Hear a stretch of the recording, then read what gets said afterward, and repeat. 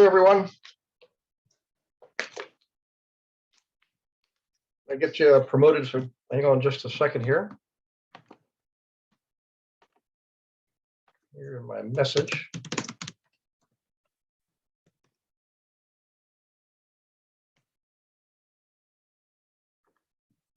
Okay, let's start with the promotions first.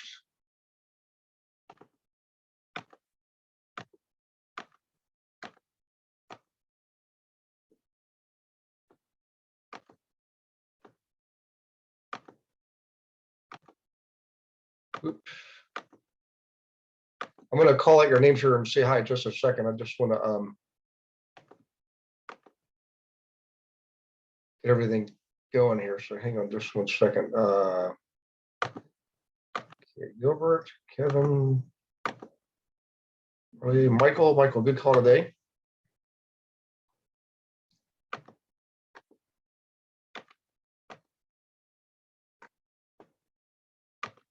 All right, almost done, guys. Hey, PF, do me a favor, catch me up. Have you spoken to Greg recently, or just kind of been any activity going on there? You need any help with that?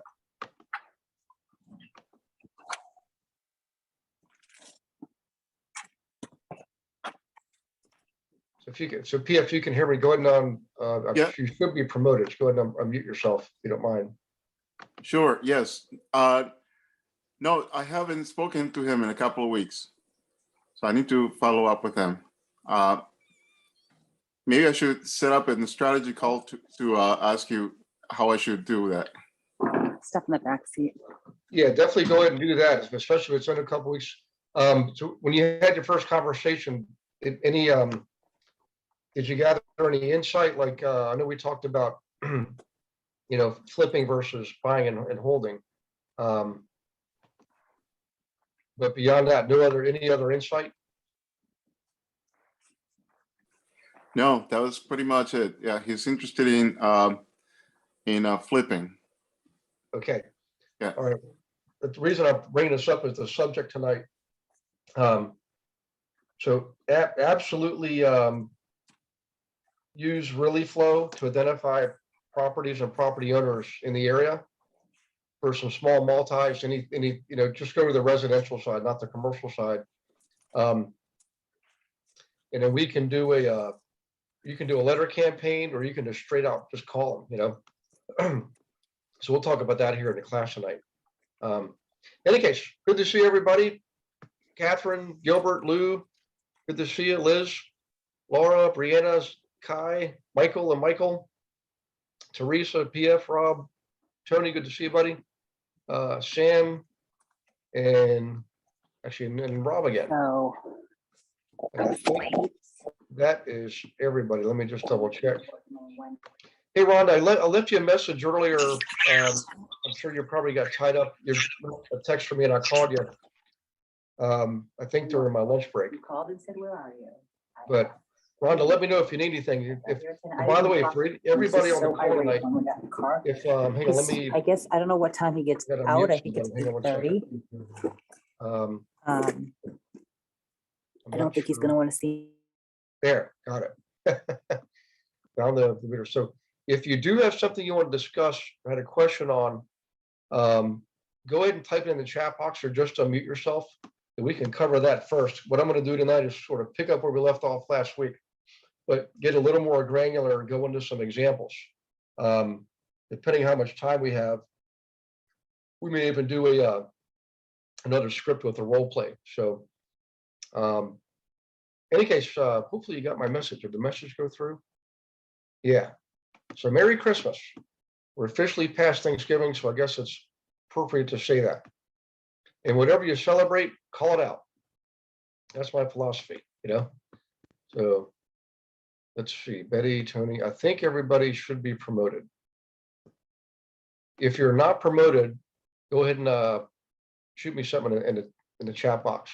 Okay, now I'll wait for you to do that. We are live on Facebook, by the way. So in any case, a couple things here.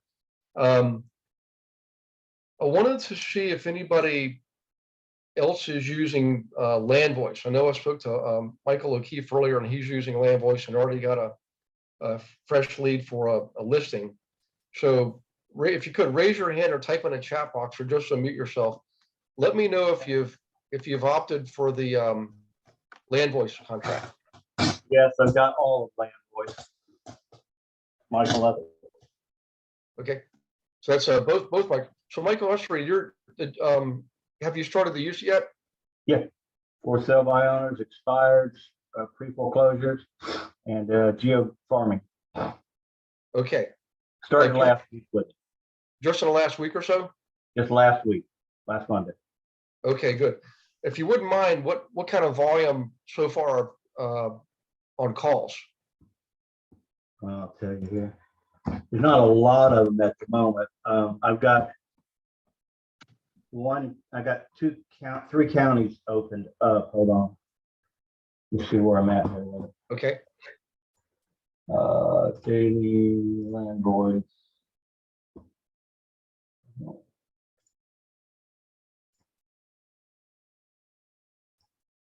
Bear with me a second.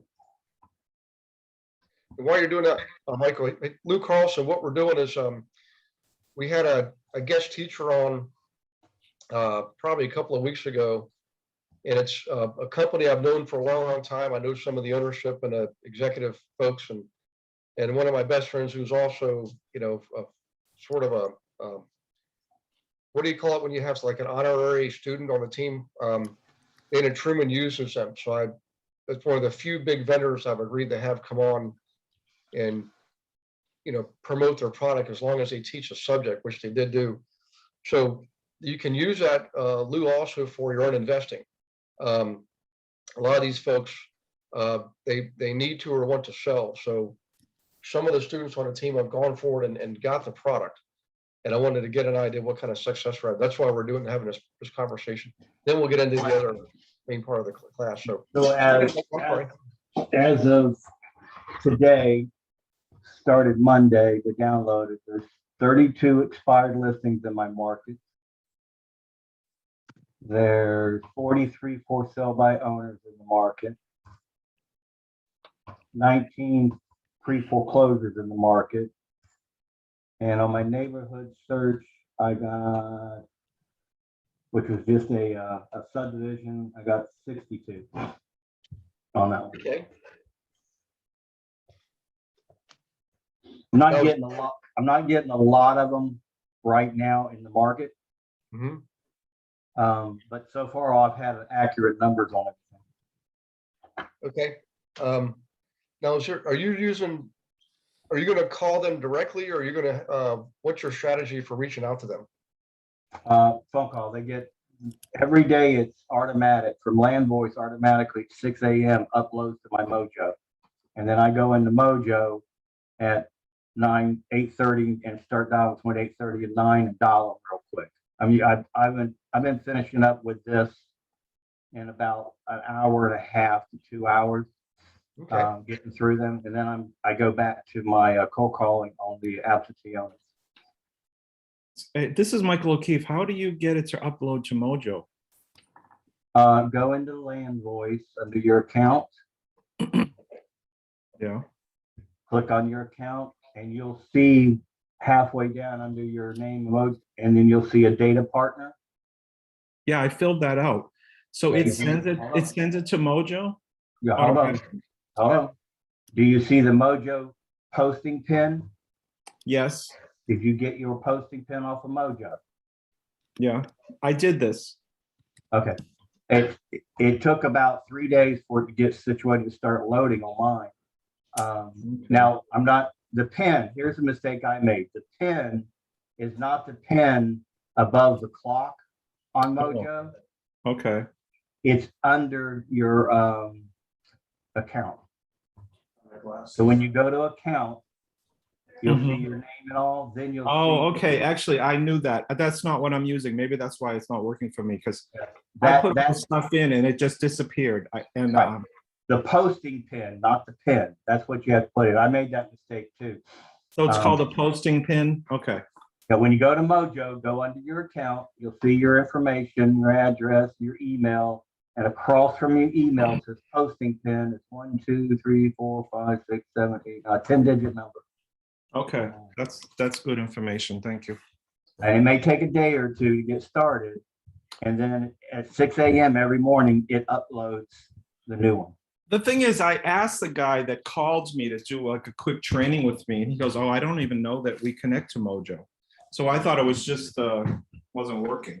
But No, it connects. There's other stuff that you can connect to. If you look under subscriber sales dial, wise agent, fuel, top producer. But yeah, I saw them all, but he said it didn't work. And so I was like, okay. Yeah, that posting pin is what you need, and that'll set it up. And it might be a day or two before it kicks in. Okay, thank you for that. No problem. Cool. So for those of you just logged in, I wanted to find out of since Land Voice and Dana Truman had that presentation for us, how many folks got the Land Voice program. And it really, it's out of a phone call I had with Michael O'Keefe today, the strategy call, and he was using it. And Michael O'Keefe, the one you got, that was from just direct dialing yourself then? The leads from what they tell you on Land Voice is to get on the phone at 8 o'clock in the morning with the expireds. And I know that makes sense because the earlier you call expireds is when you get people that are willing to talk. So that's how I got him. First call. It was actually about 8:30, but he made an appointment with me to meet me with the same day. So Awesome. Unfortunately, a lot of my expireds are coming in the city of Boston. I don't really want to go to Boston, but I do get a couple a day that are reasonable. But, Okay. Even if one works, it's good, Okay. All right. So let me see. Teresa Green, what I'm thinking, and the wheels are spinning here. We should track this over the next, between December and January, and see what the results are. Cost per lead, number of phone calls per lead, all that. We should do actual listing, I guess. Track it all the way through. I'm going to share a document with you guys. Hang on one second. Share, and then you'll see where I'm going with this tonight. That's Facebook. It's funny seeing myself on Facebook 10 seconds after being on Zoom. I'm easily humored, so please bear with me. Any case, this is one of my favorite tracking charts from Louis Reset, another honorary team member. He's up in Canada. Any case, if you look here, let's just go to the right first. When it comes to the actual, what really matters at the end, the bottom line is the bottom line, which is a closed deal, okay? And you work your way backwards. In order to close the deal, you've got to have a signed contract, right? In order to have a signed contract, you've got to have an appointment. In order to have an appointment, you've got to make an appointment. And then working backwards, the timeline stuff, right? 3 months or less, 3 to 6 months, and then greater than 6 months. And this is for everybody, whether you're an investor or an agent. You're doing this, you need to have this kind of tracking. Because in order to make appointments, you have to reach the leads. In order to reach the leads, you got to call the leads. Or to call the leads, you got to have the leads. So we always have options available to us. And one thing I like about Land Voice is, first off, I know people personally that have used it. I personally never used it, but I know folks that have. And the cost is actually really nice compared to a lot of other providers. So if Michael O'Keefe or Michael Ussery, have you ever used, either one of you ever used, paid leads, like it was from Zillow or any of the other pay-per-lead sources? Like, yeah. So what would you say compare so far for the cost of Land Voice for what you've gotten so far? How does that compare as far as Everything I ever got from realtor.com and Zillow, 20 other agents had already gotten to them. Yep. The expireds, like Michael said, the expireds and the for sale by owners, if you get them first, that's the whole key. Got to get them first. Now, I don't know, Michael, when you're doing the for sale by owners, are you giving them that lead capture script? No, I actually, I thought he was going to have a call to go over that with us, but I never got any information about that call. So I haven't used it yet, but I did sign up for it the other day. You got to order sign. about $150 to get the signs and all, and the lead capture is like $25, $27. Oh, I didn't realize we had to pay for that. The lead capture is additional, yes. Yeah, okay, You're paying for the phone number to use the digits. okay. I haven't started using it yet, but I got to sit down and order the signs and stuff because I didn't think about the signs, but got to order the signs, and then I'm going to try that approach with for sale by owners. Compare the two and see how it works. Okay. Well, let's make sure we check in on this. Maybe we'll do it again 1st of January and see where we stand on things, and do it at the end of January. Because if Michael, it makes, yeah, if can I it just makes ask, sense.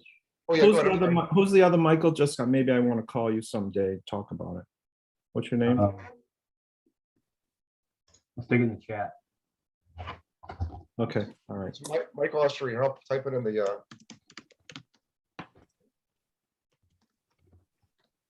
I just put my name and number in the chat. Okay, There we great. Yeah, thank you. okay. If I don't answer, leave a voicemail. I'll call you back. Okay. Hey, if you're on, do you have a question for either Michael or Michael? It's easy tonight because they're both named Michael, so. But they've been starting to use land voice, and I'm really curious about it because I know in the past, I'm guilty of paying for Zillow way a long time ago, probably 10 or 12 years ago. And at first it was good, you know. I mean, I know people that were making an entire business based on that. I know people today that do, by the way, too. But what happened is it started to get really expensive, and the leads were the value became diluted, the quality became diluted, and the competition became more fierce. So when I first started, I was one of maybe 4 people in a zip code. Now a zip code could have, 24 people easily. You know what I mean? But here's the worst part about Zillow. Who knows what the worst thing about us using Zillow is? What's the worst thing? They're trying to eliminate us. Yeah, they're our competition directly now. So That's they're it, man. trying to get rid of us. So yeah. Yeah. And they make no bones about it, and they're vocal about it and open about it, and we're paying them to regurgitate our own data back to us,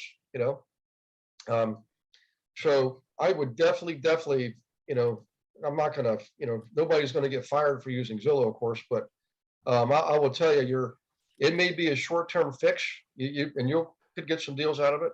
But long-term, it's gonna cause you way more pain. I can promise you that. I have another agent in Orlando Mhm. that feeds me his Zillow and Realtor.com stuff. Mhm. And I think I've got like 20 leads from him in the last couple months. I've only got one out of that whole lead that's workable, and she can't afford to buy anything in the market. Yep. He's paying So- like $3,000 a month for Well, I'm gonna get off my soapbox here in a second, but the reality is, they're using loopholes to access data that we pay for, and I'm always been upset with MLSs and boards to not only allow it, but kind of go along with it. Like they're supposed to be that's our association. We pay for that. And then they go and do that kind of stuff. That to me just, I could go on about that. But the bottom line is, you could definitely serve yourself better by doing these other things, these other activities. Let's jump in and, sorry, any questions from anyone here for either Michael or about the use of land voice? Rob says, LOL. No, he admits it. Are we the only two that signed up for it? I'm not sure. I know there was others. There were others who were interested. I'm just not sure there's any signups. But Hey, Gary, can I add one thing about Zillow? yes, 196 million unique users accessed Zillow, which become leads that are sold. But how many homes sell in all of America in a year? it's a good question. I don't know. Yeah. 6 mil. 6. So 193. 196 million leads sold and 6 million people buy. Okay. And how many agents are there that are hounding them? Exactly. Hang on. Doesn't say in here. I'm on the Zillow. I'm looking on Zillow's site on how much, what their stats are. So that's a 3% rate, you know, and you can accomplish 3% on your own easily without, you know, Cold feeding calls. the devil, you know. Yeah, that's terrible odds. If I was selling leads and I was in the business of doing that and had lead generation, I'd be fired. 196 million versus 6. Yep. Yeah. Yeah, that's awful. Yep. And Not only that, and Zillow, do you guys know the date? There's one day out of the year that's the highest date that Zillow gets access. Do you guys know what day that is? January. It's actually Christmas Day. I'm like, my God, people go eat some pie, you You know? know, yeah, I had a guy over in Orlando's KW tell me that if you really want to get people on the days, on the holidays that people are home, like Christmas Day, New Year's, all those days, that's the day you call them. Wow. A lot of them will answer the phone and some of them will have a good conversation with because they got nothing to do and they're bored sitting at home playing on the phone, watching TV. Right. So I haven't tried it yet, but I I never think tried it either. I'll give them John Doe as my name. There you go.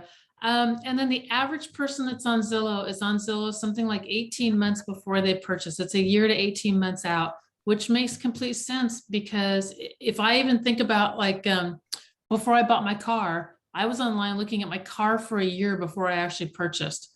So my issue with Zillow leads, and I'll get off my horse in a second also, is it's great if you have a big, huge team that you have to feed a bunch of leads to, because agents would go sign up with it and they're like, I got 10 new leads this month. And I'm like, awesome. And then 10 new leads the next month and the next month and the next month and the next month. But if they're 18 months out, that's 180 leads that you've got to stay in constant contact with before they start popping versus your Sphere or another form of lead generation that's got a much better ROI to it. And how much does it cost per lead? Anywhere between $200 to $500. It's a lot of money going out, which is great for big, huge teams. But if you're an individual agent or a small team, there's just higher ROIs out there than Zillow. And Gary's right. In the beginning, it had a good ROI and it's just plummeted. So if you do cold calling in a neighborhood or zip code, will you not hit those people also? Yep. So just call down the street, call back up, call down the street, call back up. You're gonna hit every for sale by owner, every expired, every new, every one of them. And in the process, you'll talk to some buyers while you're in. Yep. Okay. So I'm done with my high horse.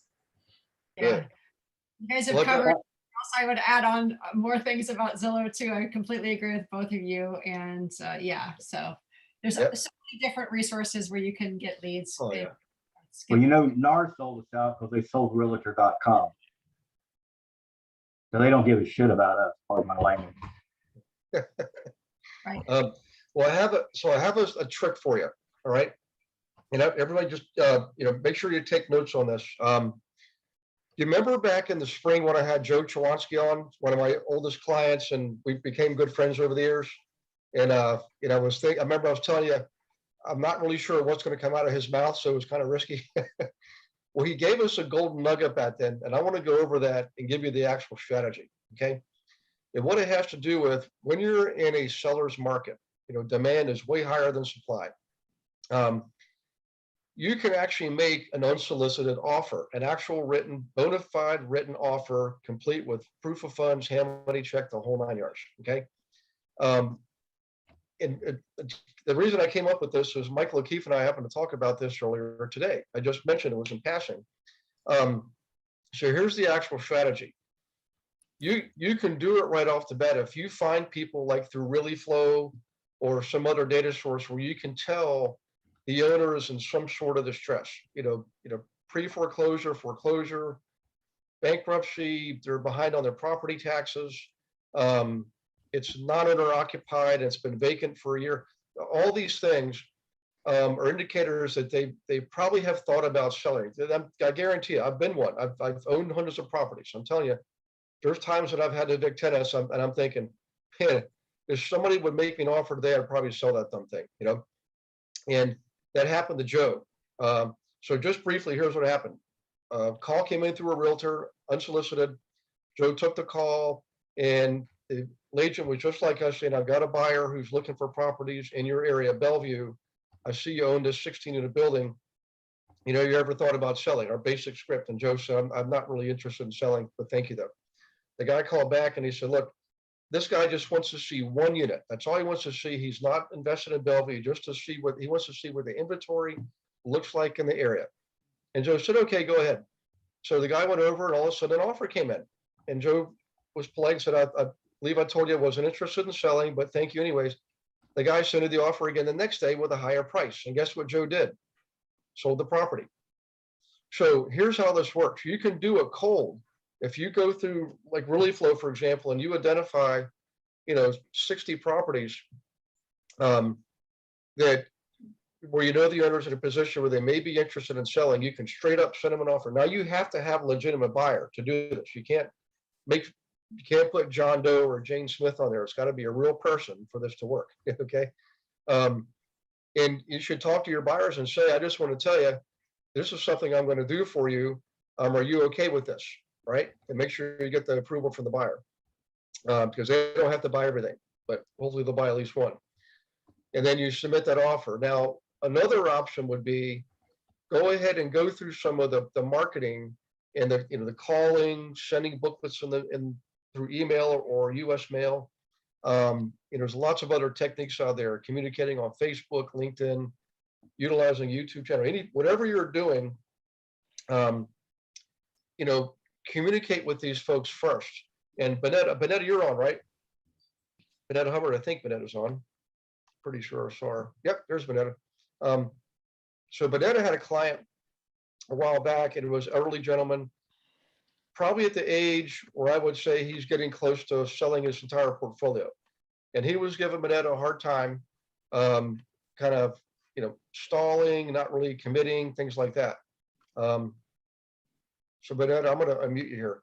In any case, and he finally had one that he was settling on. And so Bonetta, if you're listening, this would be a perfect scenario for you to use this technique. In other words, for anybody listening, you've already had conversations with this person, the owner, right? You built rapport. They're interested enough to entertain it. They just can't bring themselves to doing it. I promise you, if you submit them a bona fide offer, I'm not saying 1 out of 5 will come along, but maybe 1 out of 10, maybe 1 out of 20. So Bonetta, are you on? You're unmuted? I'm on. Okay, good to see you. Hi, how everybody? Hey, so what do you think about that technique? You think, do you have a buyer who might be interested in allowing you to use their name in an offer like this, and go ahead and fill them out and submit? Yeah. Try 10 offers and see what happens, Yeah. And I bet you that guy, what was he, about 74, something like that, I think? Yeah. He's an older man. Yeah. Yep. So, and the only reason I know this is I've had experience in my early days when I was aggressively investing. And I ran across a couple elderly folks, 70s and 80s, and they had said, we are, I'm interested. I don't want to keep doing this. I want to relax a little bit, enjoy the fruits of my labor. But a lot of them just can't seem to take action and let go. They don't want to let go of the property, but they want to let go of the property, but they don't want to let go of the property. And when you show them an actual offer like that, it speaks volumes. So in any case, so it runs the gamut of using, communicating directly with people cold versus warming up the relationship first. And then only do that once you've already built rapport with the person. So let's just sit on that for a second and see if we have any questions or clarifications. Anybody need any? Actually, let's do this. Let's do a show of hands. If I was giving you the assignment to do that tomorrow, who here feels like I'm ready to do that?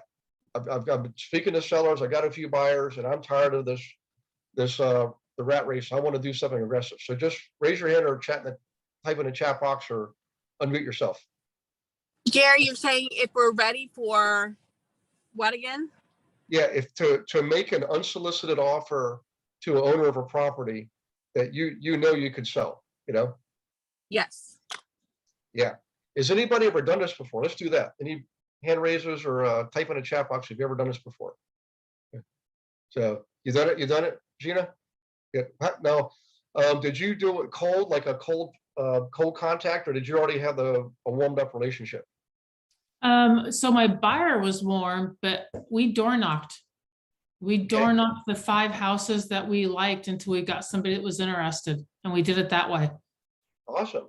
So they picked out 5 houses that were not on market that they really liked, and they were like, I like these. And I'm like, well, I'll go door knock it. I'll door knock it all day long. I don't care. Yeah. The two I got in the system right now. Mhm. I have the buyers, and that's kind of what I did with the sellers. I just cold called around looking for the properties and then asked if they wanted to sell. One turned out to be a dentist that's an investor, and now he wants me to find him 1,000 acres of land. And the other one, he wanted to buy a house, and I asked him how he liked his house. Said he'd love to have his house. So I called his landlord, talked to his landlord, and said, "What would you want for it?" He said, "235." I said, "If I got you 235, would you sell it?" He goes, "I'm not going to pay any commissions on it." I said, "I'm not asking you to pay commissions. My buyer will pay the commission. Would you like to sell it?" He goes, "If I get 235, I'll pay my closing costs, but you get your commission elsewhere." I said, "Okay." I called up his tenant and said, "You want to buy it?" He says, "Yes." So now we got the deal. We're supposed to close this month. Nice. Yeah, my guy wanted house on a lake, and it was really specific what he wanted. And so I'm like, go pick out your lake. And then, you know, what you want after that. That's what we did. Yep. So we use that a lot back between the years of late 2007 and then into 2011, probably early 2012. And it does work, guys. It's a lot of work up front, but it's one of those things that it's a highly producing technique, you know. And it's really surprising for people because I've only met a handful of agents that actually have done this. I actually learned it from some Canadians. They have really drastically different rules than we have on marketing, and there's things that we do that they would be fined and lose their license if they did up in Canada. But this is one of those things they can do, and that's where I learned it. So, If you look at it, you get both sides of the deal. oh, it's amazing. Yep. Yeah. Yep. And not only that, do you think that's the kind of story that owner's going to go to work the next day and say, "You guys aren't going to believe this"? You know, this agent out of the blue, you know, that's right. So, you know, it really sets you apart from the crowd, you know. Okay, any questions on that? It's really that straightforward. You've got your listing agreement, I mean, your sales agreement on your MLS or through your board. You should already have buyers lined up, screened, you know, member ready, willing, able, right? Timing, motivation. And if they're frustrated and you're frustrated, this may be the ticket. So PF, same thing for Greg PF. And the good news is I know Greg personally, so he's a great lead for you. But he's also a businessman, and he will really appreciate something like this. You know, that'll definitely, most agents will not be doing this kind of thing. It's the kind of thing we can do literally from your desk at home, you know? So, okay, let's see here. Any more questions on that? Questions or comments? Anybody want to share more information? Just curious, set up your offer. I've never done this before, but I remember you bringing up this scenario before. I was like, oh, that's brilliant. And so I'm interested in using it probably for myself. Right? With that being said, do you set up a contingent on us seeing the inside within a certain amount of time, or how do you structure? How did you phrase that? Or I haven't seen the house on the inside. Yeah, it depends on how you're communicating. So, like with me and investors, you know, we got to the point we would just send these things in the mail. That's literally what we did, you know. And then we follow up with a phone call, you know, 2 days later after we assumed they had gotten the mail. The ones where we were directly, like Gina did, we were in the neighborhoods, we were talking to people, knocking on doors and things like that. it was a little bit of a shocker. I mean, they just really weren't. I mean, it's just a shocking. Somebody's walking up and handing you an offer. You know, I've got to mute some people here. Hang on one second. See if I can figure out who it is. Okay. So what we would do is when we have the conversation, and Melanie, it's really funny because they're not ready. They're not prepared for that. So all I try to do is really set the appointment and say, I tell you what, why don't you just look this over, just think about it, ponder it. Is it okay if I come back tomorrow about the same time? And that's all I try to do. And when I come back now, in the meantime, they may call and say, you know what, this is really too much out of the ordinary. We're sorry, we're just not interested. Or they sometimes they'll call and say, you know what, I am intrigued.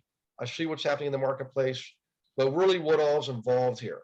And I try the best I can to not get in a lot of details over the phone. That's how I'll say, well, really, it's best if I come over, I can bring my computer, I can show you everything. And more importantly, I can get a look at your property and give you a really good range of values. And I'll tell you why I made the offer the way I made it. I'll be able to show you that. And that would usually get me in the door into an appointment. Because I would tell them, it may look like I did a lot of homework, which I did. And I'd say, if I can just show you this, it will make a lot more sense. And that's what got me the appointment. Does that sort of help you? Yes. Yeah. Okay. Thank you. Yep. Can you welcome, we got a new guest. Hang on one second. Hey, Gary. Yes. So I have a question for I'm sorry, I didn't get the gentleman's name that's on the team that had done that before. And the guy said he'll accept the 235, but he wasn't going to pay commission. How did he get his buyer to agree to that in advance? No. That he will pay the commission? You know how you sign a contract with a selling agent or a seller? Yeah. I sign a buyer's contract, or you don't walk out the door and I don't give you my time. Yeah. Say that again. In my contract, because of today's world, they offer 2.5%. On my listing side, I get 4. On my buyer side, I get 3. So on the buyer side, in my contract says that they are responsible to pay me 3%, and anything the seller pays will be. I've had several clients pay 0.5% or 1%. They don't argue, but my thing, when they bucket, I say, look, would you like to see all the houses that fit your criteria? I don't want to be biased, but if I'm going to show you a house that pays 2% and one that says 3%, I'm showing you the 3% first, and I'm not going to show you the 2%. So without me having to have any issues about being biased about my payday, I want to be guaranteed that I'm getting 3%. However, if that doesn't work for you, I do understand it, and you're more than welcome to go find another agent. It's right. You can put it right into your buyer brokerage or buyer agency agreement, whatever you have in your state. Okay. My Daytona board has one wrote up, but there's also one on the Florida. I believe it's on the Florida contracts. It's a buyer's agreement. It's a transaction buyer's agreement, I think is what it's called. I don't know exactly, but it is in the forms. I just don't like the way the layout is. It's too many blanks in it for visually. It doesn't look good, but my Daytona board that I'm in also has their own. And there's probably, when I was told from the broker's office, there's probably 6 to 8 different brokerages, MLSs that have their own system, and Stellar does not have their own buyer's agreement. Just know that if you're working with a VA client, you can't do that, because a VA client using the VA loan cannot pay a commission. So you'll have to work around that somehow. That is correct. So my VA buyers, I raise the price to cover my fee. Yeah. Right. There's, like I said, there's ways around it. So you raise the price. So does the seller see that you've raised the price? Everybody does. I'm straight up with it. So if it's $100,000 house and I want 3,000 out of it, and the listing agent's only giving me 2, I raise the price according to the additional amount of money. Plus, I figure in all the extra fees, because not only my fee, but some of the closing costs are going to increase also. So I sit down and have the title company do me a complete transaction number, And that's what we raise it to. And I explain to the seller, I tell the buyers up front, either you pay out of your pocket, we don't have the money. Great, then we're gonna raise the price to cover that. It'll be included in your mortgage. Then I go to the seller and tell them, we're gonna raise the price to this amount, and here's why it's that amount. This is the amount of the commission that you're paying me, and this is what the buyer pays me. We're rolling that into the price. And yet these are the other fees that were increased on your side. So we're increasing it that additional amount. So you're not out any more money either. And everybody just, I've never had a complaint about it. Gotcha. Thank you. But I will tell you this, if you Mhm. ain't confident, if you ain't direct, if you're not strong and you're telling it, they'll walk all over you. Well, that ain't me, so that ain't gonna be an issue. And it's the same thing. It's the same thing with my listings. I demand 7% on my listings. Rarely do I not get it. I keep 4 and give the buyer side 3. And if you don't want to pay that, you can do business with somebody else. And I walked out of a few of them. I've had a couple of them call me back before I got out the door. Actually. So it just depends on your confidence level. Mhm. Yeah. Okay. All righty. Okay. Ooh, All right. thank you. Yeah, this is good stuff, guys. And I will tell you, we started out using it just on bigger commercial deals. And it was only later on when we started trying to use it with owner occupants. So we had to shift what we're doing because it wasn't when we were mailing it out, our response rate was far lower with owner occupants than it was with the investors. That's why we went to the just going, we call it a walkabout, but we didn't really do a lot of door knocking, but in some cases we had to, but we would try to time it where we would meet people there or see people there on a Saturday morning or Sunday afternoon, one of the prime times. Because I just did not like door knocking. You know, it was I was probably one of the last holdouts, but in some cases we just had to do that. You know, there's other little techniques too. If somebody doesn't answer, and I got this from David Edwards, he's a veteran member of the team, is say for example, a house had a man door around the garage. You got the garage doors and you have a man door where you can walk through, but he would use blue paint tape, like trim tape, so it didn't leave any real sticky stuff, and tape the thing on the doorknob, on a door that he knew they were going to see when they drove up with their car. He knew they would see it and see this thing taped with blue paint tape, and that worked for him on those cases where they couldn't get anybody to answer the door. You know. By the way, I want to welcome Lily to the team. I wasn't really cognizant earlier. We have some guests on tonight, and so everybody giving Lily a big hand. Welcome to the team. There you go. Hey. Welcome, Lily. Yep. And looks like Harley's a guest. Welcome, Harley. Good to see you. And it seems like there was maybe 1 or 2 more. Let me see. If I've missed you, you're welcome, Harley. It's good to have you. This is kind of a unique night doing this subject. I will tell you what we're doing coming up. We have on the 20th a guy named Robert Creamer, and he's a commercial guy. He's going to come talk to us about working with investors and so forth on the 20th. Next week, I believe I'll be teaching again. Melissa Getzoff was going to talk about notes, buying and selling notes, and so we have to reschedule her. But for anybody on the team, make sure you're on the team meeting this Wednesday night because we're going to wrap up the year.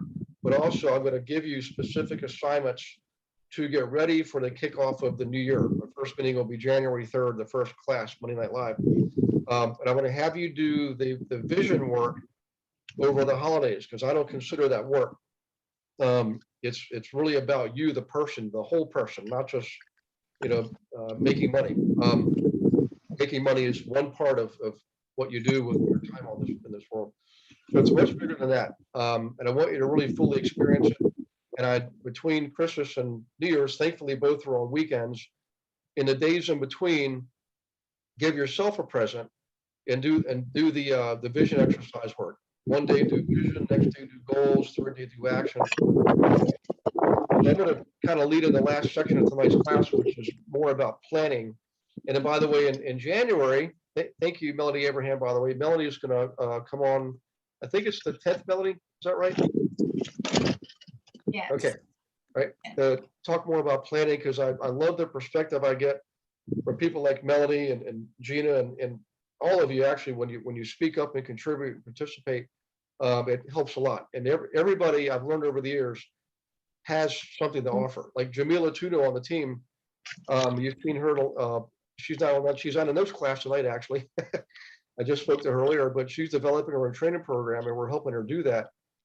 And I know when I first met her, she was pretty much an agent for about a year. That's it, 1 year in the business. But she was really ambitious, and she was focused and disciplined. And she just had this innate desire to serve and help people. And that's probably most of us. But she really wanted to fully develop that. So now she's doing it. It just goes to show you, doesn't matter where you are right now. It doesn't really matter where you started. What matters is where you want to go, and do you want to put in the effort and the focus and the discipline to do it, because you can. Anybody can, you know. So I want you to see this through those exercises during the holidays. Just get up in the morning, do it before everybody else wakes up. Maybe tell them to make breakfast for you one day. Okay. So any breakfast makers in the room here? Yeah, I'm a breakfast eater, so but I can make some pretty mean banana pancakes. But so in any case, you know, I'm going to have some pie after this. The way somebody said something about pie earlier on, I thought I'm in. So, in any case, I'm getting off on a tangent here. Another thing I want to emphasize is this, and we're going to go into planning and tracking. Getting fresh leads into your database. It's one of the most important things you can do. Remember, our business is really two things. Whether you're an agent or an investor, you need leads. So, lead generating, you know, promoting, branding, you know, communicating people is going to help you add people, add contacts to your database. The second part of the business is serving them, doing exactly what Michael and Michael had discussed earlier. Those are service level activities, right? That's the game, that's the business right there. So if you're brand new, or you're new, or you just simply want to, you know, not just have 200 people in your database, you want to have 1,000 people in your database. Using the booklet is one of the best things you can do. And I know I probably say this a lot because it's one of my favorite all-time old tools. It's what I created myself. I got the idea from newsletters. I thought, well, instead of just giving people recipes and tips on spring cleaning and you know, fall cleanup and all that stuff, give them something that's more business focused that they can use. That's how I came up with a booklet. I cut out all the other stuff and put in samples of properties in the area. And I would create the booklet for specific people in specific areas and then send it out. In the old days, we sent it out in the mail. Now you don't have to do that. You can save it on Google Drive and send it in as a link in Facebook and Twitter and Instagram and LinkedIn and email and text. That's what is that, 4, 5, 6 different ways to send out booklets to people. Okay. And if you're on Facebook, you know, send it to your personal contacts, family, friends, neighbors, and say, you know, would you mind sharing this with people? Because I want people to see what's possible in this area for investing. You might not want to invest yourself, but chances are you know somebody. Please feel free to share that. You know, that's exactly what we did. And my puny little database went from 167 people to 70,000 people over a period of about 10 years. Okay. Any case, the other thing is this: who can think of one really easy, good way right now to identify owners of properties where you get their name and their address? Just shout it out or type it in the chat box. Real Tax flow. records. Yeah, Real Flow, which uses tax records. And if you're not on the team, if you don't have Real Flow, you can use your property tax records and court records. Most places you can access them. Sometimes it's a little bit tricky, but in most cases you can access those records. I've seen a few counties in the country where you actually have to, they'll give you the access, but you have to pay for it. And Brianna, I'm pretty sure Nashville was one of those areas where we found out we could get the data from the county, but they wanted us to pay $30 a month or something, you know. It is well worth $30 a month, because what you can do is you can download everything into a spreadsheet and then sort it by any field you want. Sort it by address, owner, date last sold, price, low to high. So many ways you can use that data. But what I'm getting at is, you can find them sometimes on Facebook. You can actually create in Facebook a custom audience. And if you can load up a file, right, of names and addresses, and if you have phone numbers, that's even better. Facebook will go find those people and other people like those people and create a custom audience for you. And you can do it just for Austin, just for San Antonio, just for Houston, just for Nashville. You can tell Facebook, I just want to send this out just to people in Nashville that match this custom audience. So one thing you could do is create a custom audience of investors, right? And most likely the people receiving the booklet will be other investors. So in any case, the name of the game is, remember that first part is keep feeding your database, because if you don't, it eventually will shrink and blow away in the wind. It's just through attrition.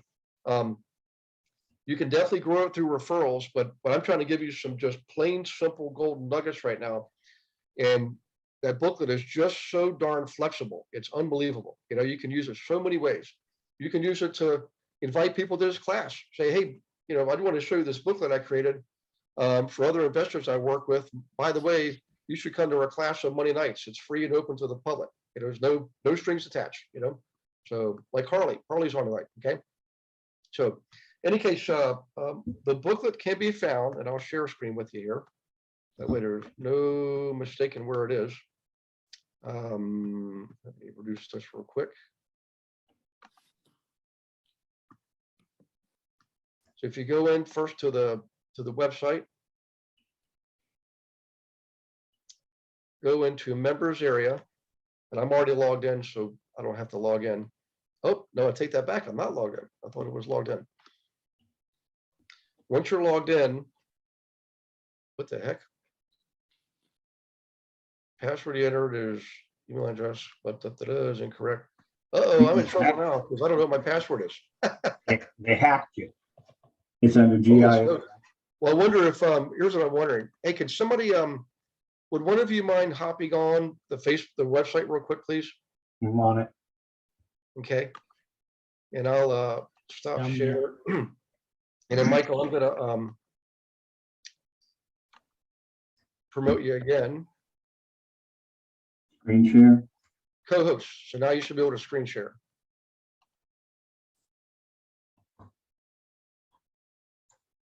Can you see it now? What do you see? Yeah, not yet. I don't see your screen yet. Are you on a Windows or a Mac? I'm on Windows. Oh, here it is. I didn't hit the right button. There you go. Okay. See it now? Yep. So if you go back to dashboard.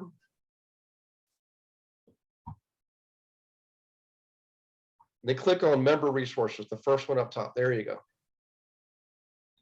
By the way, Gary, it'd be a good time to mention the little magnifying glass search section up there too. Oh, I forgot to tell you guys that. Where's my notes for the rice class? I was going Way to go, Gina. There you go. Search. Now you can search for anything you want. My keyword. Gold? Yeah, search for gold. There you go. So under the marketing tab, if you click on marketing, Michael, each of these red phrases is actual hyperlink. You click on it. So if you click on booklet, it brings up everything you need to know about the booklet campaign. The audio video instructions, the written instructions, there's a brief little description there. An actual Word document you can use as a template that's already filled in. You just got to customize it for your area. Samples of other people's booklets for dentists, for engineers, for the beach, for the city. An actual checklist. It's literally like 22 steps. I mean, detailed to the point of actual scripting in there. And then some nurturing campaigns for ongoing work. So you can and should create a booklet, guys. I'm telling you. Think of it as a newsletter you do every single month, but it has samples of properties and some tools like calculators and spreadsheets, things like that. It's all given to you, all done for you. You don't have to create any of those things. And think about how you can use it through LinkedIn, through Facebook, emails, texting. There's a number of ways, and that'll help you attract people. And these will be really good quality leads too, right? Because you're going to pre-select them by starting with really flow, identifying the people you want to work with and the types of properties, okay? Another way you could use the book, let's say you want to create your own investor group around you. what better way to find investors than to go to ReallyFlow and identify all the owners of all the rental property, right? Absentee owners, and just start communicating with them. Send them the booklet, invite them 3 months later to your next investor group, okay? But and it's almost no cost. If you don't mail it out at all, then it's no cost other than your time, okay? And if you think about it, we all love getting recipes, and I love good human interest stories, but sometimes I'm really busy, and what catches my eye is an example of a duplex that just sold or a flip that somebody did where they made $40,000. That will definitely get my attention, probably more than a recipe. I love food, believe me. So in any case, if you could do that, that leads me to the next thing, which is this. In order to serve your prospects, serve your contacts, you actually have to reach out to them. And yes, you can continue, emailing, texting, LinkedIn, Facebook messages and all that. And that's all really good. But at some point, you've got to pick up the phone and call them. Can I get an amen? Hallelujah. And Amen. hallelujah too. Amen. Yep. You've got to call them, guys. And I know some people right now are probably blushing because they're thinking, oh man, this is where the rubber meets the road. And how is the same way. Remember, I came out of computer science in the banking industry, working on mergers and acquisitions. I had no communication with any outside world, let alone customers or clients. My clients were people yelling at me when something didn't go right in the software, or a merger went sideways over a weekend. This is way easier, believe me. But the point is I did not cold call. I swear, I bet the entire first year I did not pick up the phone. The only people I called were other scout dads. Those are the ones I called. Okay, and I had to call them. But I will tell you, when I gave myself permission to take the steps necessary, it all started to change, and I had to really work on my delivery. Because you notice how sometimes I go a little bit too fast, and I catch myself doing it, and then like right now, I slow myself down. I speak more deliberately. So, Gare, yes. why wouldn't you call? My thought was, Gina, I'm thinking, I just don't want to bug them. That's exactly what I was thinking. Anybody felt that way? Yes. I feel like, Why? Yep. Why do you feel like you were bugging them? because I didn't feel like what I had was worthy enough of their attention. I thought, How did you give yourself permission? yeah, I had to give myself permission. How? What did you, how? Oh. What does that What mean? on here? Yeah, what went on here?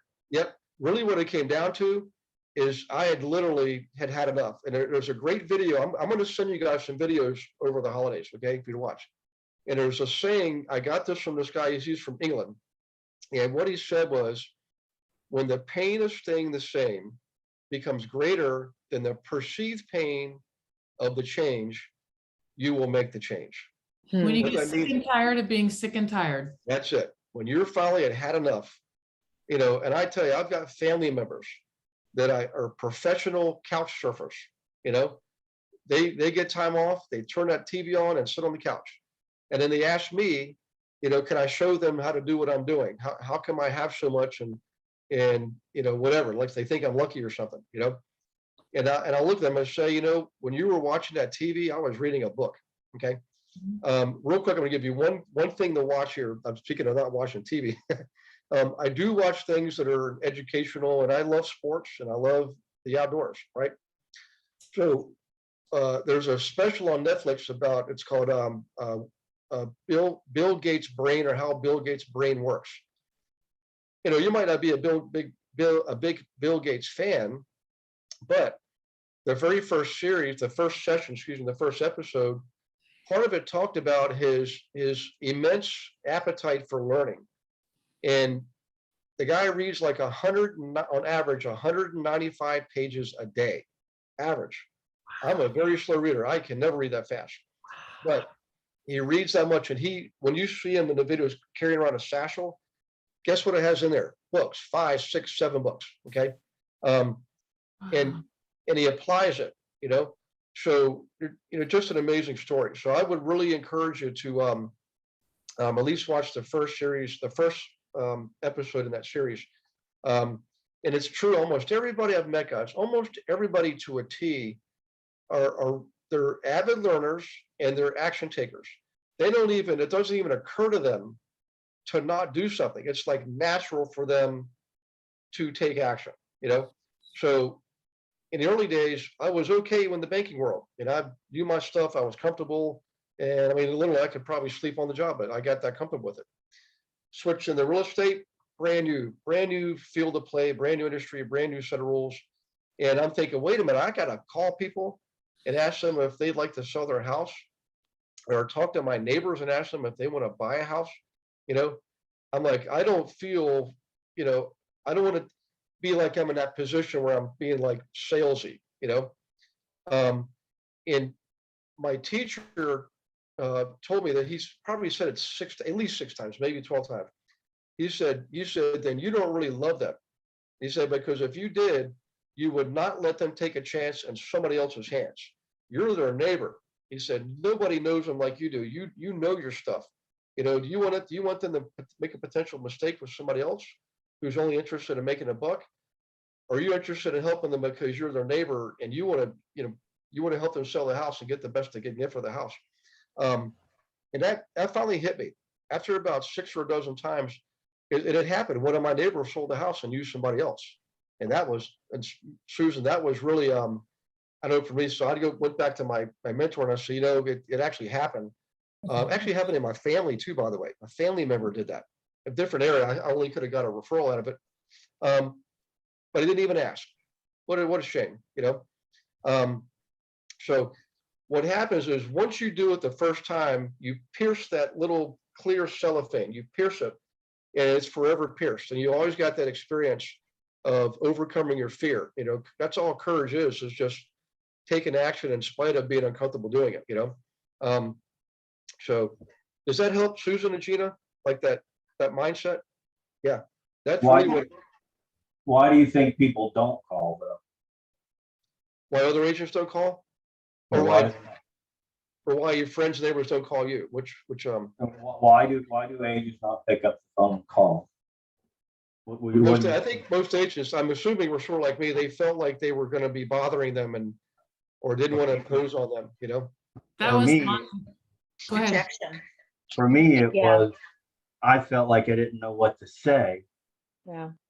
And I was, like you said, worried about disturbing and bothering people because I don't want to be bothered. Yeah. I don't want to be bothered either. And they had to teach me to get out of my own head because people actually like hearing from me. Go figure, you know, but it was a serious get out of your head because I don't like being bothered. I really don't.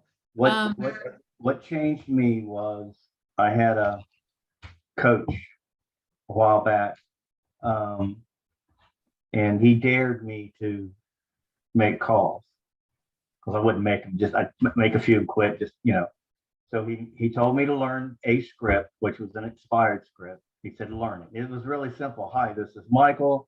I see that your house is on the market for sale. It didn't sell. Are you still interested in selling it? And shut up.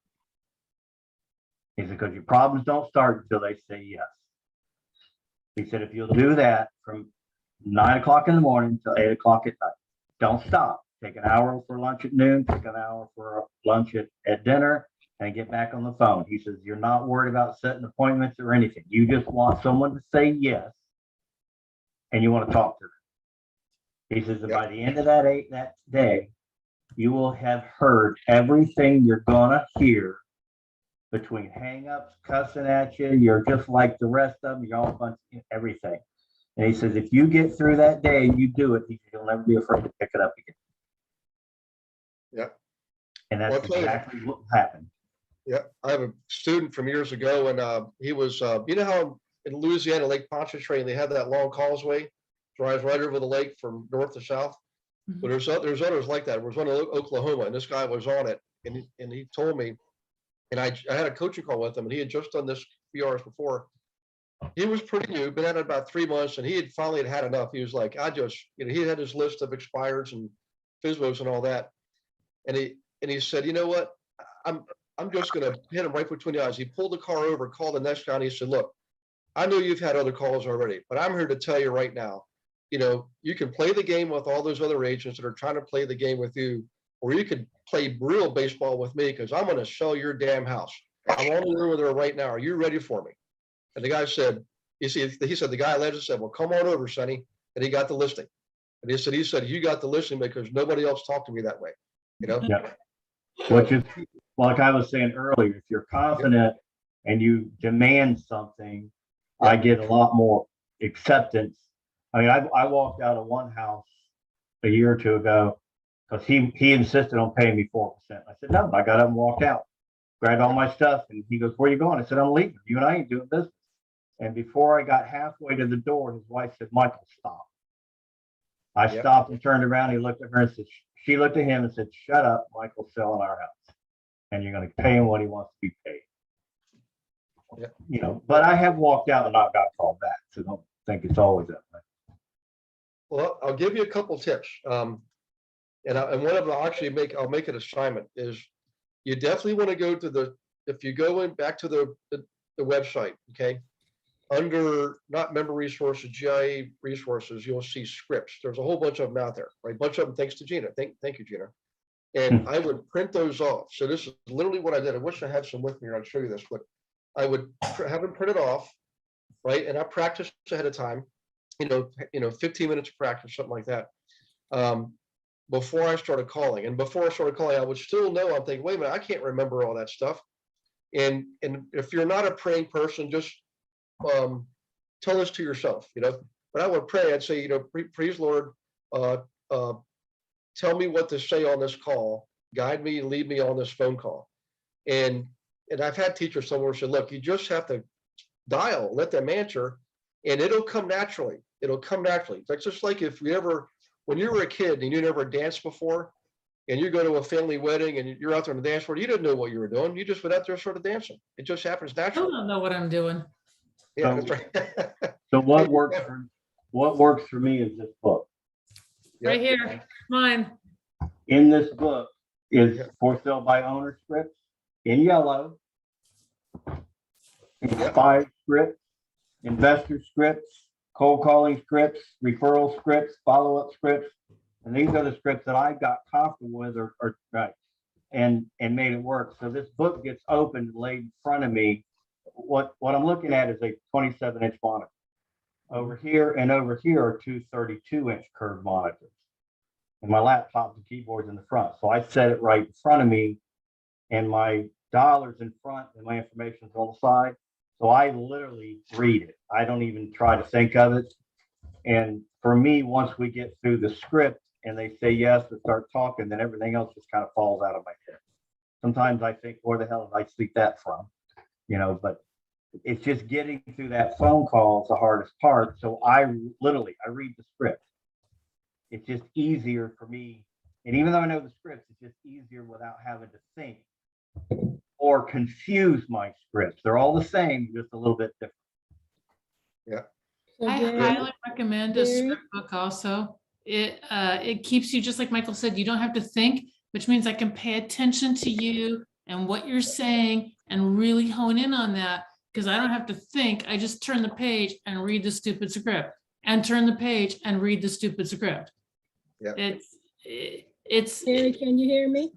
Yes. Mhm. Okay. So I took Kevin Ward's class when I first joined real estate, and he used to talk about most people, they do creative avoidance. They do everything but pick up the phone. Sometimes it's fear, sometimes it's lack of confidence, sometimes the phone just looks like an 80-pound elephant. And I just recently, well, I shouldn't say just recently, because now I pick up the phone all the time, it's no big deal, but I haven't been calling my sphere for a while. So I said, you know what? I gotta call strangers. I don't like cold calling, Gary. I don't like cold calling. I'd rather do a door knock. I'm good face to face, because once you see my face, it's gonna be hard pressed to say no to it. But the cold calling on the phone, I'm not gifted like, I call them the car salesman, where they can, they can just make it up as they go. I'm not one of those. Can I ask you? What I told myself is, okay, you need to start with your sphere. They know you, they like you, they love you. Call them first. Call 10 of them, and they're going to warm you up to call those other people. So that's where I start. I call my spheres first. I call Tim and them, and then I start calling some of them strangers. And now by that time, I'm good to go. That's what I do. That's how I've overcome. I love that you said that, Vanetta, because when we think about in real estate, what's really holding us back, it's 90% of it's our mindset. What is our mindset and where are we when we start to make these calls? So if you make calls to people who you already know that love you and all that makes you feel good, and then you're energized for the next calls. Yeah, and then my confidence is good. So come on, Yeah, I would stranger, bring rather- it. Bring it. I don't want to talk to my friends and Me family. either. I would Me rather either. talk to a stranger. Well, here's the thing. The difference is, Benita, she was talking about calling people who energize her. It doesn't have to be somebody in your family. It's who energizes you. And Make the easy call. And we even train people to call gratitude calls first because they're in this mindset. So make a few gratitude calls. Now, if you're calling expired listings or for sale by owners, you got to get on the phone early. And yet, if you're making one gratitude call, hey, I love you and here's why, and it's just thinking about you, it just changes your energy. And then your energy is in a more giving space for your next. exactly. Yeah, you don't know my friends and family. They're not very encouraging. Well, here's the thing. You have to have those people in your life. That's why they're not in my life. That might be a goal for you should you choose to Yeah. accept it for 2022. They're not in my life. That's the whole point. I got 3 good friends. That's it. That's all I need. And then you guys. He's gonna get a soft heart at some point, huh? Yeah. I'm with Michael. I didn't call my sphere either. I mean, yeah, because I just like cold calling. I really did. I was one of those weirdos that liked it, but it does energize me because the high point for me when I did real estate was actually getting the appointment.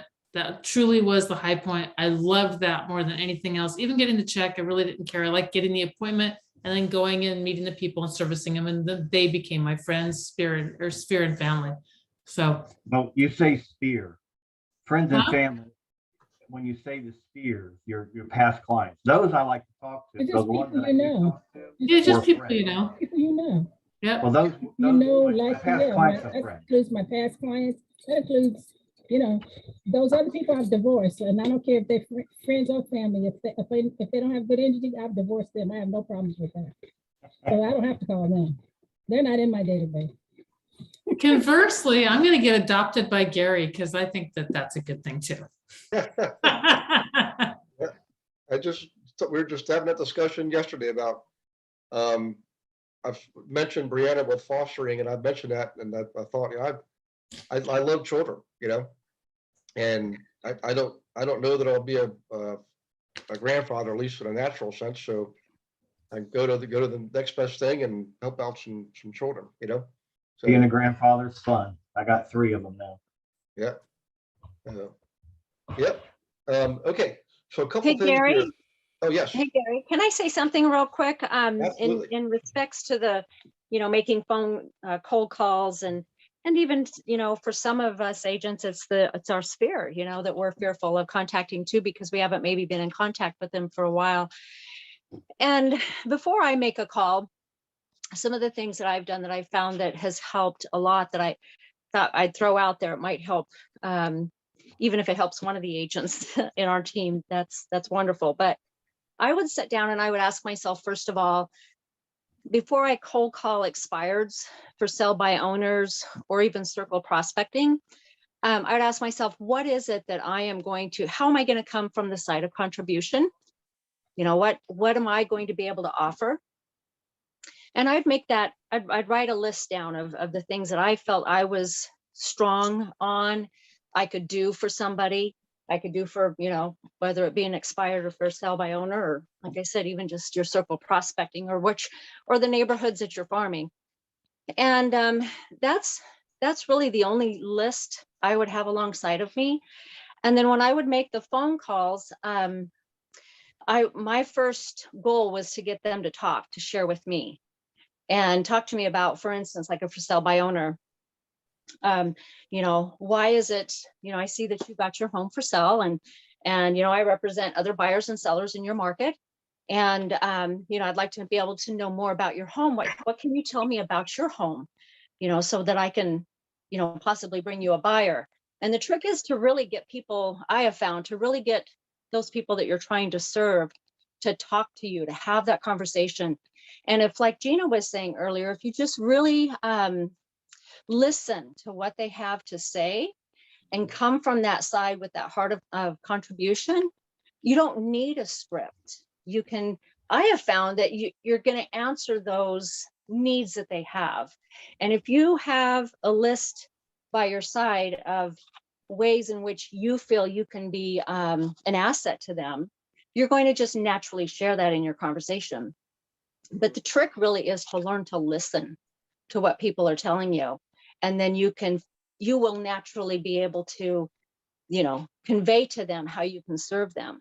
And, I think sometimes we get a little bit too caught up. I think scripts are great, and we've got some great scripts.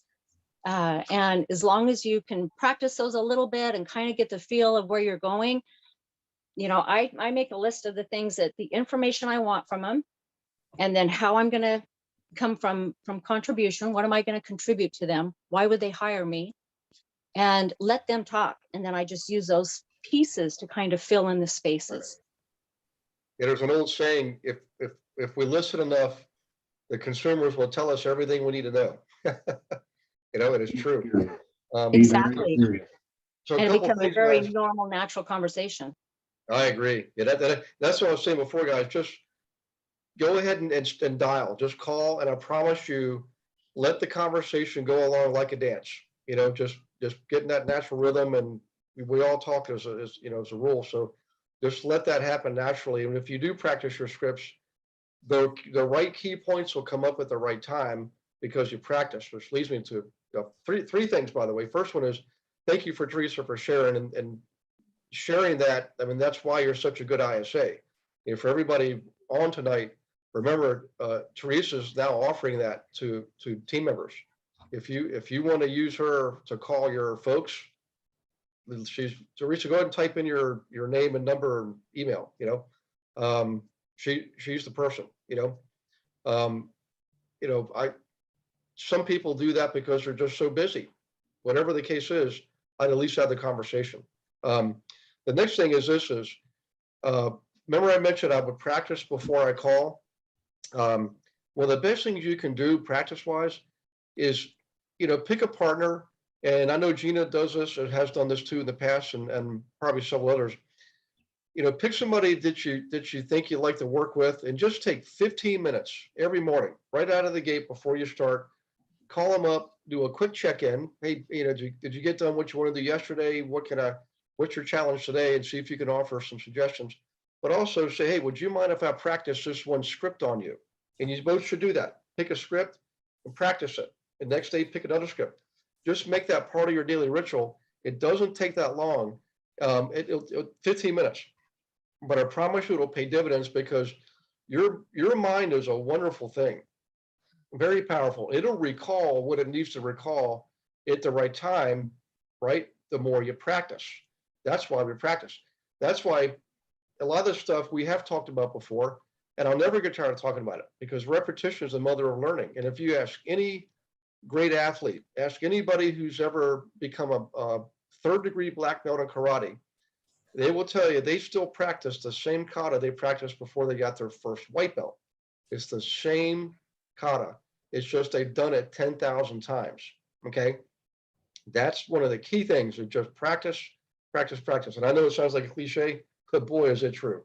Michael Jordan, Larry Bird, two of my favorite all-time, heroes as far as athletics goes. Both of those guys practice fundamentals.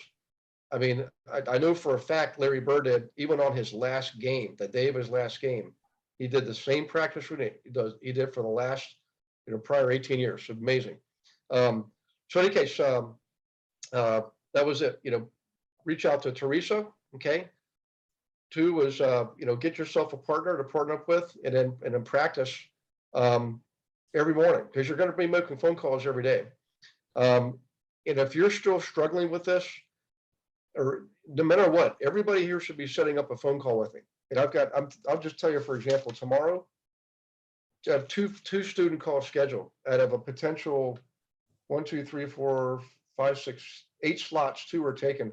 Too late to schedule because you got to schedule 40 hours in advance. Boy, I would take advantage of those. You know, I'll role play with you if you want to. I mean, however, whatever you need, that's what I'm here for. You know, if it's role playing, that's what we'll do. But across the team with people in 27 states now and around 100 people, boy, there's somebody out there for you that'll probably love to team up with you every morning for 15 minutes, you know, let you sharpen that blade, man, you know. And it's only, yeah, it's only 15 minutes. If you're taking a half hour or an hour, that's not what this call's about. The call's a 15-minute phone call tops. Focus, one specific thing. Wah, wah, wah. Yep. It's like Abraham Lincoln said, I'd rather spend an hour sharpening the blade and 15 minutes cutting than spending 3 hours trying to cut down the same tree with a dull blade. So in any case, guys, that was what I have for tonight. Oh, I'm sorry. There is one more thing. When it comes to communication styles, some people are more prone, they're more comfortable on the phone. I'm speaking of the folks you're calling, okay? Some people are more receptive to text. Some people are more, you know, they just like emails, right? Some people just are glued to Facebook and all day long they're doing stuff back and forth. I would really pay attention to what people are responding to. And on your contact record, you should put that in there, you know, like texting, just something like that. Or you can even put percentages. Texting 75% of the time, phone calling 15% of the time, text, you know, emails 5% of the time, something like that. And you'll know what their preferred communication style is. Does that make sense? And I didn't do that in the beginning. That took years for me to figure that out. I mean, I knew it intuitively. I just didn't implement the activities necessary to do that. But on your databases, I mean, I've seen a bunch of them. You know, in our team, we use KV Core, but I've used, you know, over the years, E-Edge, Top Producer. I mean, just the list goes on and on. But in all cases, you're able to make notes on records and tag people certain ways. You know, that way, when you do your automated marketing campaigns, you just select the right tag, and everybody with that tag gets that email. If they're tagged for emails, if they're tagged for text, then only people tagged for text will get your texting campaign. Okay, and I'm probably getting way down a rabbit hole here, but I just want you to know that all these things that you want to do, the systems today are so much better than they were 20 years ago. They make it so much easier. And once you get in the habit of using the systems, everything becomes easier. Okay. Okay. By the way, also thanks. There's Lisa's information out there, guys. And thanks also, Rob, for the mentioning the link, wondrium.com. It's a college level course you can take. It used to be the great courses.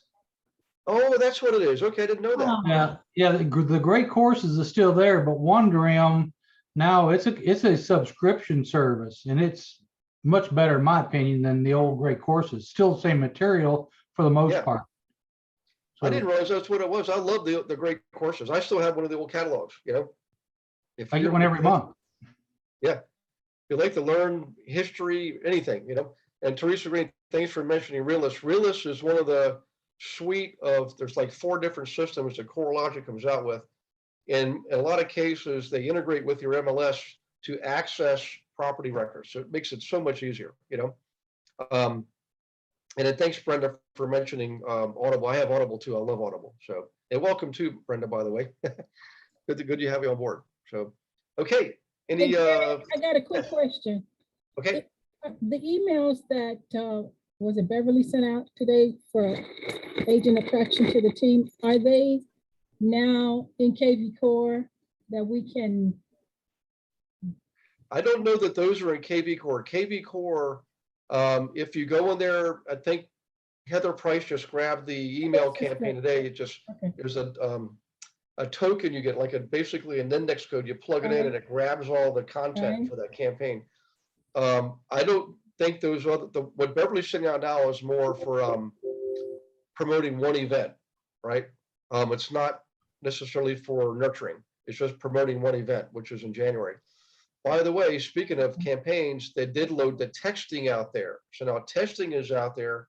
Remember, texting when it comes to agent attraction is before emailing. So you want to do the texting campaign first before you do any kind of emails. Those are both out there. And then for all the other marketing, traditional consumer marketing, booklets, the nurturing campaigns, the nurturing campaign for flipping, for buying rentals, and for wholesaling. I believe all three of those campaigns have been loaded. I don't quote me on that. I know flipping, I believe flipping was. So more and more that's just going to become automated. So you can log in, grab the token, it automatically uploads the content for you on your CRM, and then you have to have your records tagged, right? So anybody tagged with, F for flipper or L for landlord will get any campaign that you've identified to go to people tagged with L for landlord. So, and what I want to leave off of this is, I don't want you to think you have to do everything today. What I want you to do is this. I want you to make a plan, all right? And everybody should make this commitment right here tonight. Actually, go ahead and write this down. Let's start looking at what we're going to do for ourselves is a gift for ourselves in 2022. Just write down in terms of business, how much money do you want to make next year? Okay. How much money do you want to make? And write that down. All right. I'm going to share a screen with you here.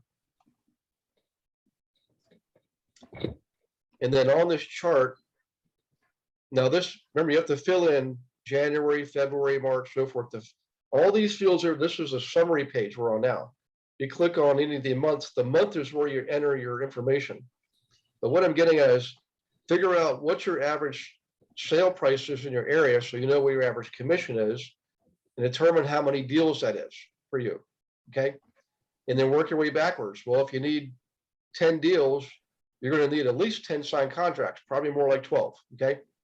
And work your way backwards and fill in those fields. Okay. And there's another, here's what I want to show you. Sorry, let me show you this. And then remember when I showed you my page for my daily planner? Okay. So you time block, you put in here, in most cases, your, outbound calling is lead generating is 9 to 11. Okay. Whatever it is for you, could be 10 to 12. I don't know, but block it out. And that space is sacred space. You don't violate that space because you've got an extra free time, a free space an hour after lunch. Okay. So don't worry about your emails and phone calls. You'll catch up with them after lunch. For right now, that time frame is solely devoted to your lead generating. And over here, you write it down, and I'll even make it easier for you. If you know you're going to be making, say, 5 direct calls a day, in other words, you're going to be sometimes going to be outbound texting, things like that, but you're going to call a minimum of 5 people a day. Put their name over here under the task list, the name and the number. Make it a real task, just like you check off everything else. And you put those 5 people in there, and I promise you, you're going to find yourself making more phone calls than you probably ever made before and having more success. That's how you connect what we talked about last week with what we're talking about tonight. Go from your chart where you know what you want to do, you know what you've got to do. Take those activities and put them in your daily planner. Over here, there's a specific people numbers. I mean, that level of detail. That's the level of detail that's required to take meaningful, effective action. And that's what's going to lead to results. Can I get another amen? Amen. That's the game right there. Yep. Amen. Amen. Amen. Here you go.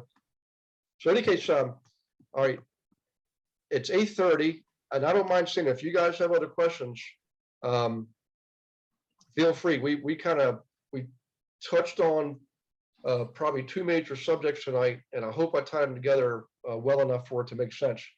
And hopefully you took notes. And what I would ask you to do is email me with what you learned from tonight and your commitment, what you wrote down.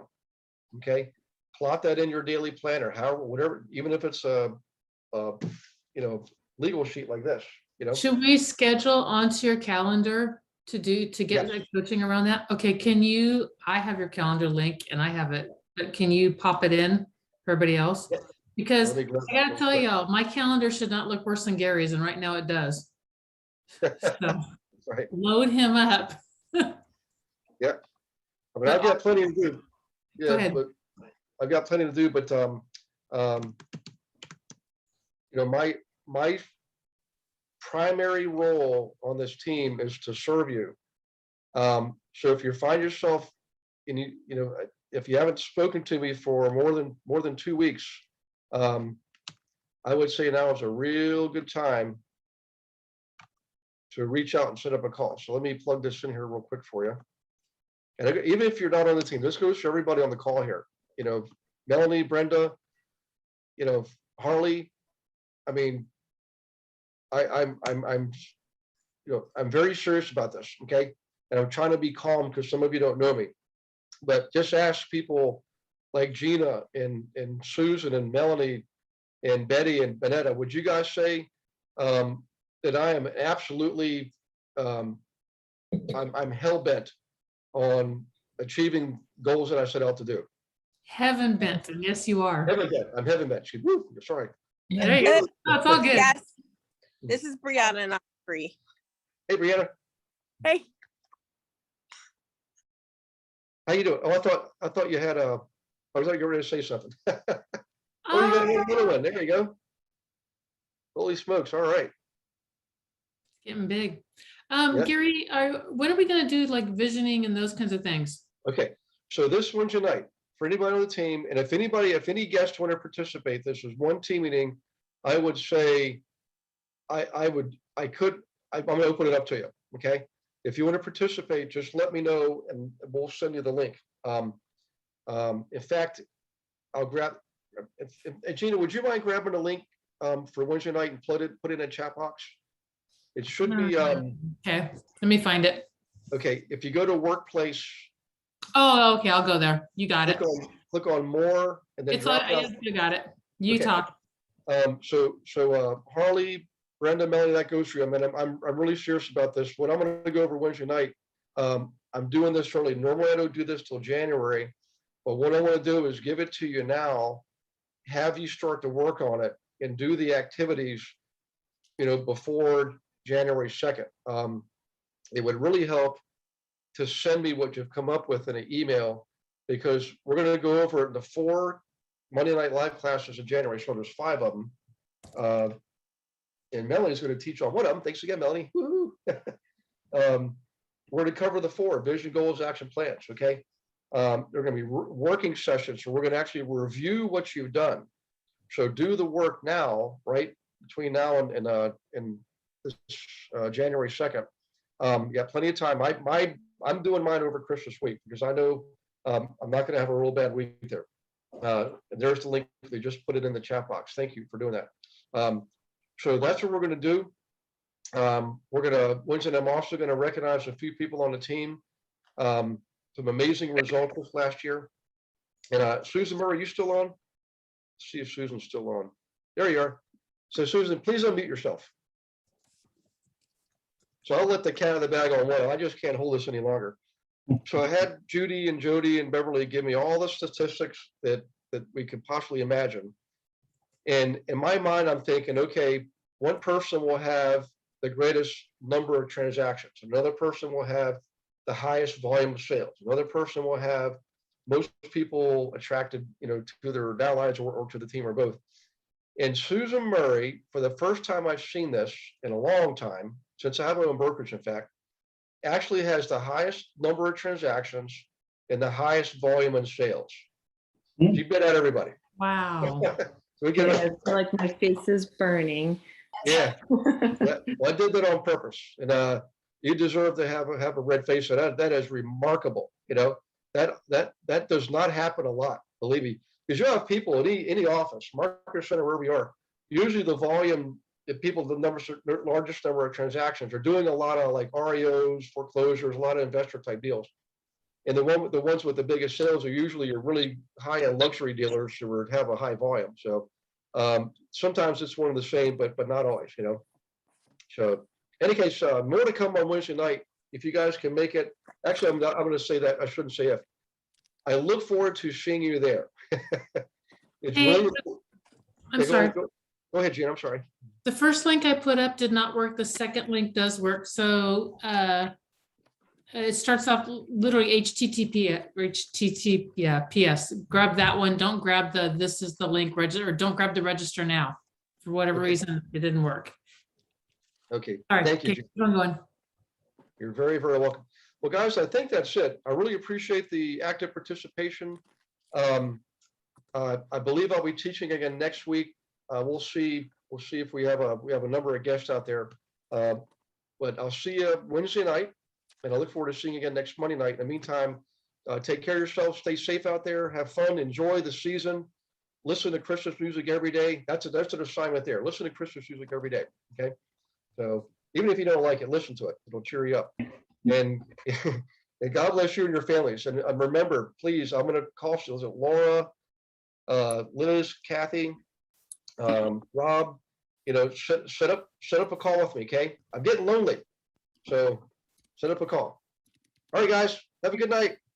All right. Bye-bye. Bye, everyone. Bye, y'all. Bye, everyone, and congrats again, Susan. Thank Yeah, you, congrats, thank you. Susan. Thank you, And guys. Gary, I'm gonna set up a call. Good. Bye-bye. Good night, everyone. Good night, everyone. Bye-bye.